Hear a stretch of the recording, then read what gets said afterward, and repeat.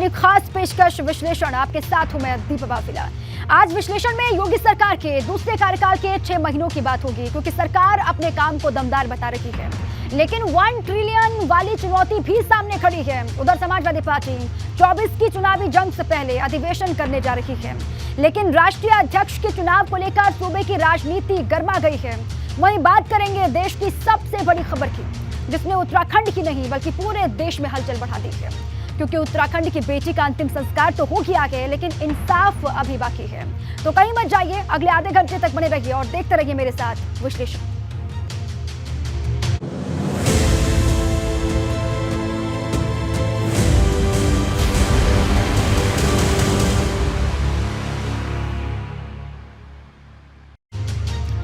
और आज विश्लेषण की शुरुआत करेंगे योगी 2.0 के सिक्सर से, क्योंकि योगी सरकार के दूसरे कार्यकाल को 6 महीने पूरे हो गए।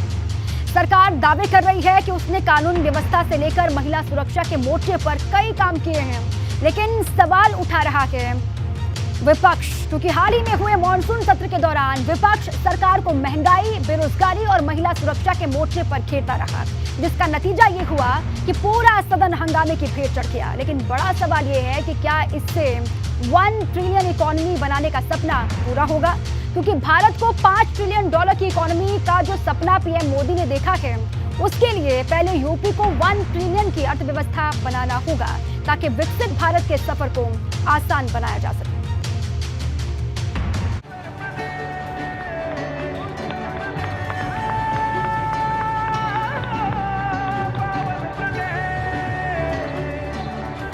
मैं आदित्यनाथ योगी 2.0 का सिक्सर, 1 ट्रिलियन की पिक्चर।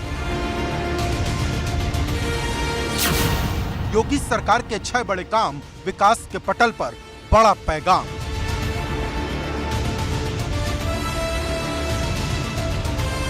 ये उत्तर प्रदेश के राजनीतिक इतिहास में 37 साल बाद हुआ था, जब किसी मुख्यमंत्री ने दोबारा शपथ ली हो। आदित्यनाथ योगी ईश्वर की शपथ लेता हूं कि अब योगी सरकार के दूसरे कार्यकाल को 6 महीने पूरे हो गए हैं। इन 6 महीनों में सरकार ने जो काम किए, उसे सरकार न सिर्फ अपनी उपलब्धि बता रही, बल्कि इन कामों के जरिए $1 ट्रिलियन इकोनॉमी की झांकी दिखा रही। गांव-गांव में विकास की प्रक्रिया को आगे बढ़ाने के लिए प्रधानमंत्री ग्रामीण सड़क योजना और भारत के इंफ्रास्ट्रक्चर डेवलपमेंट के लिए स्वर्णिम चतुर्भुज जैसी परियोजनाओं को भारत ने अपने सामने साकार होते हुए देखा। सरकार का दावा है कि माफिया और अपराधियों के खिलाफ पहले कार्यकाल से शुरू अभियान में बुलडोजर का प्रहार योगी 2.0 के पहले 6 माह में और ज्यादा दमदार दिखा। सरकार ने प्रभावी पैरवी से मुख्तार अंसारी जैसे माफिया को पहली बार एक के बाद एक 2 मामलों में सजा दिलाई, तो उपद्रवियों और दुष्कर्मियों पर शिकंजा कसने वाले 2 कानूनों के निर्माण का रास्ता साफ कराकर कानून व्यवस्था और भय मुक्त समाज के आश्वासन पर कोई समझौता न करने का भरोसा दिलाया। इतना ही नहीं, आजमगढ़ और रामपुर में उपचुनाव जीतकर 2024 के लोकसभा चुनाव के नजरिए से राजनीतिक मोर्चे पर अहम कामयाबी हासिल की। भारतीय जनता पार्टी की लगातार दूसरी बार सरकार बनने के बाद 6 महीने पूरे हुए हैं। आज 6 महीने पूरे होने पर भी मैं आप सबको शुभकामना और बधाई देता हूं। आज हर गरीब को पक्का मकान मिल रहा है, उनके घर में शुद्ध पेयजल 2024 तक पहुंचेगा। उज्ज्वला गैस योजना मिली है, किसान सम्मान निधि मिली है, महीने में 2 बार लगातार राशन दिया जा रहा है। कोविड महामारी के दौरान जिस दिन से निःशुल्क टीकाकरण हुआ है, दुनिया ने भारत के प्रधानमंत्री जी को सराहा है। यही सोच पंडित दीनदयाल उपाध्याय जी की थी। योगी जी की सरकार जो हमने संकल्प पत्र में जनता से वादे किए थे, उन वादों को निरंतर पूरा करने का काम कर रही है। और जैसा कि माननीय योगी आदित्यनाथ जी ने कहा है कि हम अपराध पर 0 टॉलरेंस और भ्रष्टाचार पर 0 टॉलरेंस, तो अपराध पर 0 टॉलरेंस की नीति अपनाते हुए इन 6 महीनों में 36 बड़े अपराधी माफियाओं को आजीवन कारावास दिलाने में हम सफल हुए। इस 6 महीनों को हम तरक्की की तरफ देखते हैं, विकास की तरफ देखते हैं, खुशहाली की तरफ देखते हैं, भाईचारे की तरफ देखते हैं और बदलते उत्तर प्रदेश की नई तस्वीर की तरफ देखते हैं। लेकिन इन सब के बीच योगी सरकार के दूसरे कार्यकाल में अब तक 6 काम खूब चर्चा में रहे। पहला, धार्मिक स्थलों से लाउड स्पीकर उतरवाए। दूसरा, माफिया और अपराधियों की करीब 2200 करोड़ की संपत्ति जब्त करवाई। तीसरा, मदरसों का सर्वे शुरू कराया। चौथा, ट्रांसफर पोस्टिंग की गड़बड़ी पर तुरंत एक्शन लिए। पांचवा, 10 लाख करोड़ का निवेश लाने के लिए ग्लोबल इन्वेस्टर समिट कराया। और छठा, यूपी को बुंदेलखंड के रूप में चौथा एक्सप्रेसवे। योगी सरकार 2.0 के 6 महीनों के दौरान प्रदेश सरकार ने तमाम बड़े फैसले लिए। बात अगर कानून व्यवस्था के क्षेत्र की जाए तो प्रदेश में एंटी नारकोटिक्स टास्क फोर्स का गठन किया गया, तो अयोध्या में एसटीएफ की नई इकाई का भी गठन हुआ। प्रदेश में थाना स्तर पर 16,000 से ज्यादा अपराधियों को चिन्हित किया गया जो टॉप 10 अपराधियों की सूची में शामिल थे, और 83,000 से ज्यादा एफआईआर भी दर्ज कराई गई। 648 करोड़ से ज्यादा की संपत्ति को भी उनकी जब्त किया गया। इसके अलावा अपराधियों की अवैध संपत्ति पर योगी सरकार का बुलडोजर इस कार्यकाल में भी चलना जारी है। मतलब योगी सरकार अपने 6 महीने के काम को दमदार बता रही है। लेकिन बड़ा सवाल यह है कि क्या इस कार्यकाल में यूपी को $1 ट्रिलियन की अर्थव्यवस्था बनाने का सपना पूरा होगा? क्योंकि भारत को $5 ट्रिलियन की इकोनॉमी का जो सपना पीएम मोदी ने देखा है, उसके लिए पहले यूपी को 1 ट्रिलियन की अर्थव्यवस्था बनाना होगा ताकि विकसित भारत के सफर को आसान बनाया जा सके। Bureau report, ABP Ganga.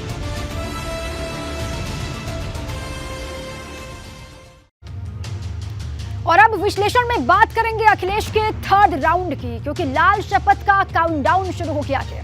4 दिन बाद रमाबाई अंबेडकर मैदान में अखिलेश यादव की शपथ होगी। उन्हें फिर से सपा का राष्ट्रीय अध्यक्ष चुना जाएगा। लेकिन अब इसी चुनाव पर राजनीति गर्म हो गई है। योगी सरकार में मंत्री जेपीएस राठौड़ ने अखिलेश को किसी और को राष्ट्रीय अध्यक्ष बनाने की चुनौती दे दी है।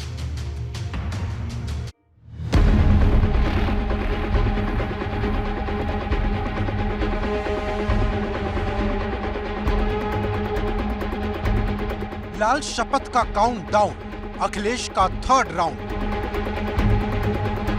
24 से पहले लाल हुंकार, अखिलेश की नई ब्रिगेड होगी तैयार। 24 की चुनावी जंग में भले ही अभी 17 महीने बाकी हो, लेकिन यूपी की सियासी हलचल अभी से ही गर्म होने लगी है। 29 सितंबर को रमाबाई अंबेडकर मैदान में सपा का राष्ट्रीय अधिवेशन होने जा रहा, जिसमें न सिर्फ सपा का नया संगठन तैयार होगा, बल्कि निकाय चुनाव से लेकर 24 की रणनीति तक बनाई जाएगी, जिसके लिए सपा ने अलग अलग जिलों से 25,000 डेलीगेट्स तैयार किए हैं, जिसकी इस सम्मेलन में अहम भूमिका होने वाली है।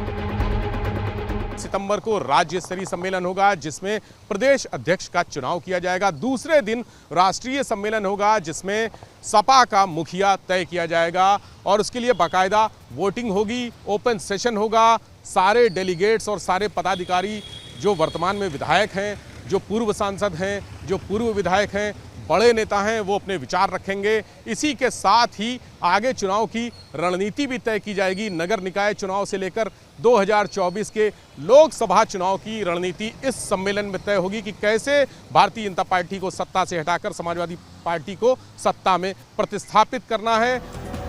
सपा के राष्ट्रीय अधिवेशन में किसी भी तरह की कोई कमी न रहे, इसका पूरा ध्यान रखा जा रहा, क्योंकि सम्मेलन में सपा के पूर्व और मौजूदा विधायकों के साथ साथ सांसद और पूर्व सांसद शामिल होंगे। इसके साथ ही सपा संस्थापक मुलायम सिंह यादव और सपा के कई वरिष्ठ नेता भी मौजूद रहेंगे।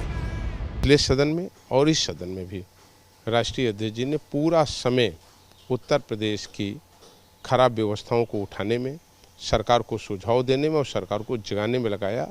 और वो 24 घंटे उत्तर प्रदेश के किसानों, गरीबों, बेरोजगार नौजवानों के लिए वो कटिबद्ध हैं कि उनके हम आवश्यक चीज़ों पर, उन महत्वपूर्ण चीज़ों पर जिससे उत्तर प्रदेश की जनता कहीं ना कहीं परेशान है, उस पर हम कैसे मजबूती से लड़ सकें। और यही चिंतन है समाजवादी पार्टी का। सपा का राष्ट्रीय अधिवेशन इसलिए भी खास है क्योंकि पार्टी इस वक्त कई चुनौतियों से जूझ रही। पहली चुनौती, आधा दर्जन दलों से गठबंधन करने के बाद भी विधानसभा चुनाव में हार मिली। दूसरी चुनौती, उपचुनाव में रामपुर और आजमगढ़ सीट हारने के बाद फिर से इन्हें जीतने की तैयारी है। तीसरी चुनौती शिवपाल यादव दे रहे हैं, जो यदुकुल पुनर्जागरण मिशन के तहत यादव वोट बैंक में सेंध लगाना चाहते हैं। चौथी चुनौती, मायावती से मुस्लिम वोट के मोर्चे पर मिल रही है, जो अपने दलित मुस्लिम समीकरण को जोड़ने में जुटी है। और पांचवी चुनौती गठबंधन फेल होने की है। सपा ने जितने भी दलों के साथ हाथ मिलाया, ज्यादातर से रिश्ता टूट चुका है। इन तमाम चुनौतियों को ध्यान में रखते हुए सपा न सिर्फ नए संगठन का गठन करेगी, बल्कि सबको जिम्मेदारी सौंपी जाएगी। इसमें 28 सितंबर को जहां राज्य का सम्मेलन होगा, जबकि 29 सितंबर को राष्ट्रीय सम्मेलन होगा, जिसमें अखिलेश यादव को फिर से सपा का मुखिया चुना जाएगा। लेकिन अब इसी चुनाव को लेकर सूबे की राजनीति गर्मा गई। योगी सरकार के मंत्री जेपीएस राठौर ने पार्टी के किसी और सदस्य को राष्ट्रीय अध्यक्ष बनाने की चुनौती दी है। समाजवादी पार्टी में रहते हुए कोई व्यक्ति अगर ये सपना भी देख लेगा कि मैं राष्ट्रीय अध्यक्ष बनूंगा, कोई ये सपना भी देख लेगा कि हम कभी सरकार आई तो मुख्यमंत्री मैं बनूंगा, तो उसी दिन वो पार्टी से निष्कासित कर दिया जाएगा। तो निश्चित रूप से कोई दूसरा व्यक्ति राष्ट्रीय अध्यक्ष नहीं बन सकता, मुख्यमंत्री नहीं बन सकता, वो उनकी कार्यशैली है। ये भारतीय जनता पार्टी में ही संभव है कि कोई बूथ अध्यक्ष राष्ट्रीय अध्यक्ष बन सकता है, कोई हमारा जिला का अध्यक्ष मुख्यमंत्री बन सकता है, कोई हमारा छोटा कार्यकर्ता भी बैठकर प्रधानमंत्री के पद पर भी पहुंच सकता है। वहीं एक सवाल नीतीश कुमार के साथ अखिलेश के गठबंधन का भी है, क्योंकि नीतीश के यूपी से चुनाव लड़ने की चर्चा है। अब इसको लेकर सपा के सम्मेलन से क्या कोई बड़ा ऐलान होता है, ये भी देखना होगा। Bureau report, ABP Ganga.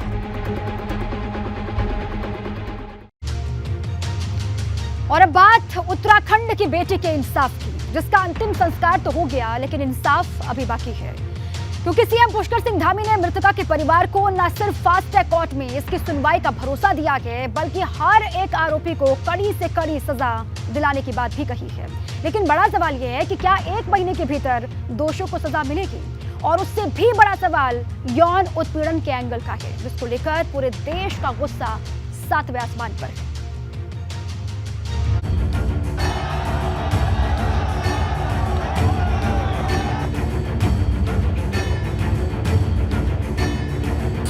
देवभूमि की दामिनी को कब मिलेगा इंसाफ?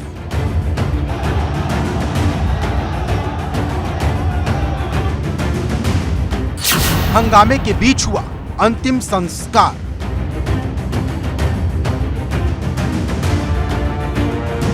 फास्ट ट्रैक कोर्ट में होगी सुनवाई, बाकी है इंसाफ की लड़ाई।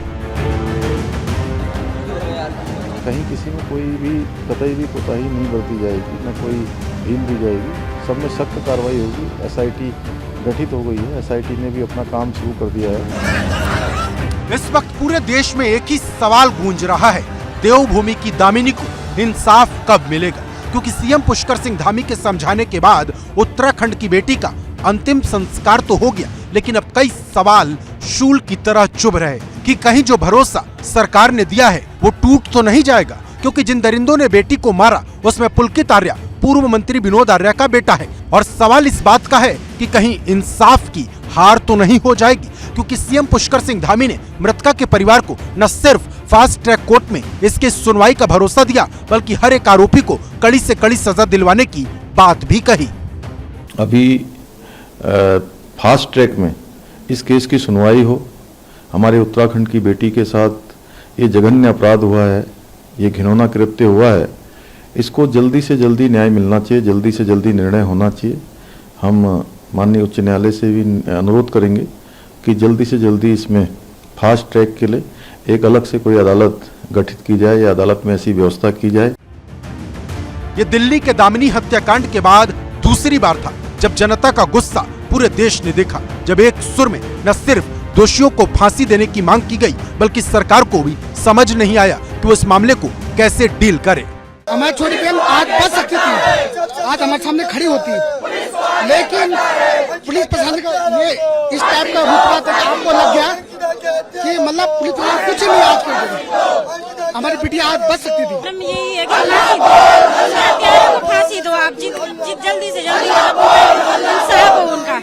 हमें न्याय चाहिए। ऐसी अंकिता पता नहीं सबके घरों में फांसी की सजा मिल जाए, बस हमें और कुछ नहीं चाहिए। हम ये चाहते हैं इनको फांसी हो, क्योंकि कल दूसरे के बेटे के साथ हो सकता है। वहीं एक एंगल यौन उत्पीड़न का भी है, क्योंकि मृतका के दोस्त ने जो चैट साझा की, उसमें मृतका ने अपने दोस्त को चैट के जरिए आप बीती बताई थी। चैट के मुताबिक मृतका पर वीआईपी गेस्ट को स्पा सर्विस देने का दबाव बनाया गया था। मृतका को प्रोस्टिट्यूट बनाने के लिए 10,000 रुपए का लालच दिया गया था। यही नहीं, मृतका को धमकी दी गई थी कि अगर गेस्ट को हैंडल नहीं करोगी तो नौकरी से हटा दिया जाएगा। लेकिन जब मृतका ने गंदा काम करने से मना कर दिया तो दरिंदों ने उसे चीला नहर में ले जाकर धक्का दे दिया। जिस तरीके से भीड़ का जो आक्रोश है, भीड़ से जो हम लगातार बात कर रहे हैं, उनका यही कहना है कि हम यहाँ पर इस वजह से बैठे हैं कि ताकि किसी दूसरी लड़की के साथ आगे से कोई इस तरीके के जघन्य अपराध करने के बारे में सोचे भी ना। और यही ये भीड़ जो है बताती है। और जिस तरीके से जो 3 मांगे हैं, पहली मांग है सरकारी नौकरी की। मुख्यमंत्री की बात आप कर रहे हैं, उन्होंने कहा है कि पूरा न्याय होगा और ये अपने आप में एक बड़ा बयान है। मुख्यमंत्री कह रहे हैं, उनका आश्वासन पूरा है। पिता के साथ भी मुख्यमंत्री की बात हुई थी, लेकिन अभी जब लिखित की बात आ जाती है तो फिर ये देखना होगा कि आगे किस तरीके का यहाँ पर एक्शन इस वक्त लेना होगा। क्योंकि सबसे बड़ी बात यह है कि जिस तरीके से अंत्येष्टि को लेकर अब 1 घंटे का ही वक्त है, इस 1 घंटे में अगर तमाम चीज़ें कैसे हो पाएंगी, कैसे आश्वासन मिलेगा, कैसे भीड़ कम हो जाएगी, ये एक बड़ा सवाल रहेगा। अब सवाल इस बात का है कि क्या उत्तराखंड में चल रहे रिजॉर्ट्स में गंदा काम होता है? क्योंकि उत्तराखंड की बेटी की मौत के बाद एक्शन में आई धामी सरकार ने ऐसे सभी रिसोर्ट्स पर हथौड़ा चलाना शुरू कर दिया है। अब तक करीब आधा दर्जन रिसोर्ट सील हो चुके हैं। वंतरा रिजॉर्ट पर जहां पहले बुलडोजर ने कार्रवाई की और रिजॉर्ट के जो बाहरी हिस्सा है उसको काफ़ी हद तक बुलडोजर के द्वारा तोड़ा भी गया, लेकिन जिस तरीके से ग्रामीणों में गुस्सा था, उसके बाद रिजॉर्ट के अंदर कमरों में घुसकर ग्रामीणों ने पूरे सामान को यहाँ पर तोड़ा है और पूरी तरीके से जो गुस्सा था वो अपना यहाँ पर जाहिर किया है। अभी यहाँ पर बात करें तो इस रिजॉर्ट को अगर देखें तो पूरी तरीके से जहाँ पर पहले बुलडोज़र की कार्रवाई शुरू हुई थी, उसके बाद इसके पीछे जो फैक्ट्री है उस पर भी गांव के ही लोगों ने गुस्से में उसको आग के हवाले कर दिया। यहाँ पर बुलडोज़र के द्वारा एक कार्रवाई की गई है और जो अंदर जितना भी सामान था वो गाँव के लोगों ने गुस्से में उसे पूरे तरीके से तोड़ा है। उत्तराखंड की बेटी इस दुनिया से चली गई है, लेकिन कई सवाल अपने पीछे छोड़ गई। क्या अपने पैरों पर खड़ा होना मुश्किल हो गया है? क्या गलत को गलत कहना गुनाह है? क्योंकि ये उत्तराखंड की उस बेटी की कहानी है जिसमें 2020 में ही अच्छे अंकों से 12वीं की परीक्षा पास करने के बाद होटल मैनेजमेंट का कोर्स किया था। आंखों में बड़े बड़े सपने थे, लेकिन देवभूमि के दरिंदों ने उसके सपनों को चकनाचूर कर दिया। अब सवाल इस बात का है कि क्या उत्तराखंड सरकार दरिंदों को सजा दिलाकर कोई नजीर जल्द ही पेश करेगी, ताकि भविष्य में कोई ऐसा महापाप करने से पहले 1000 बार सोचे। Bureau report, ABP Ganga. अब बात करेंगे कबाड़ से जुगाड़ की। जी हाँ, क्योंकि मेरठ ने कबाड़ से एक ऐसी जुगाड़ की है कि दुनिया के सामने एक मिसाल रखती है। क्योंकि अक्सर जिन सामान को कबाड़ समझ करके छोड़ दिया जाता है, उन कबाड़ के सामान से ऐसा सौंदर्यीकरण किया गया है कि पीएम मोदी तक इसकी तारीफ करने से खुद को नहीं रोक पाए। आप भी देखिए ये अद्भुत रचना, क्योंकि जो मेरठ में हुआ है वो कहीं भी हो सकता है।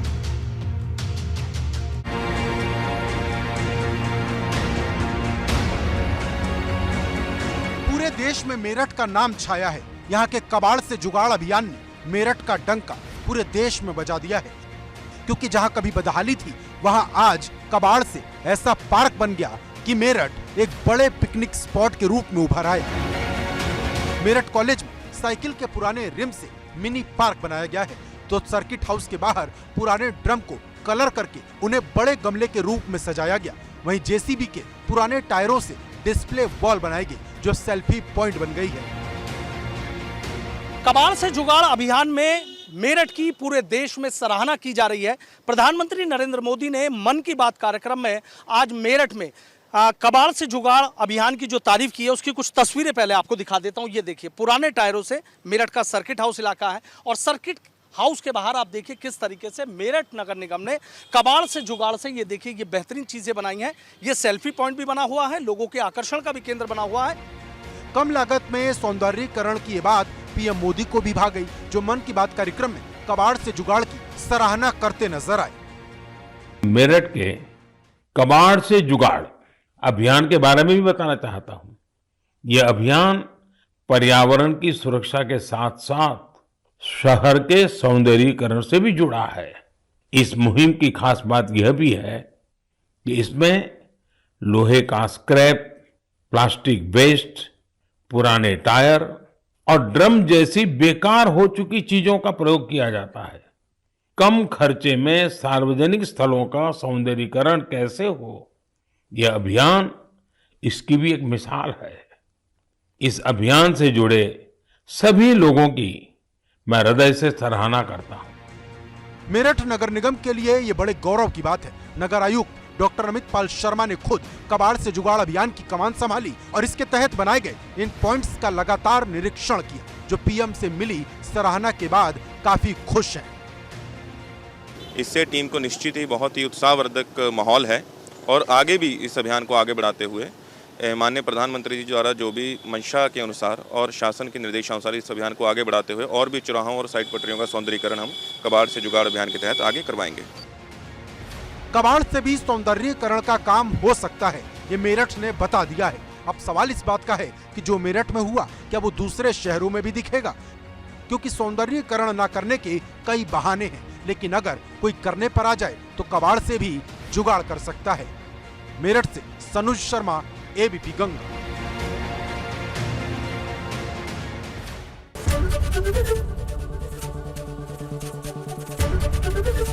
एबीपी गंगा, खबर आपकी, जुबान आपकी।